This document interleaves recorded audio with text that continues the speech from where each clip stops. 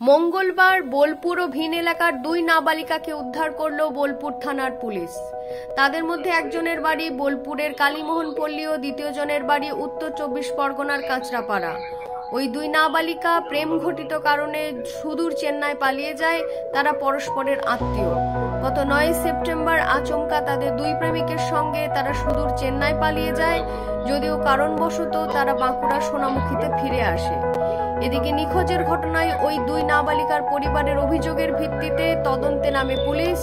তদন্তকারীর দল প্রযুক্তি ও লোকেশনের ব্যবহার করে সোমবার তাদের খোঁজ পায়।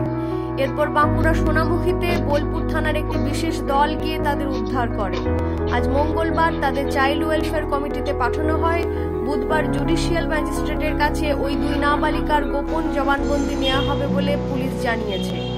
CCTV news, Bolpur.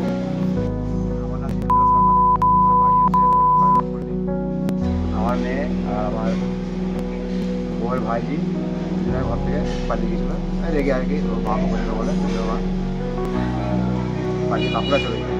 আমি তখন থানাতে জানাই, কমপ্লেন জানাই বা ডায়েরি করি।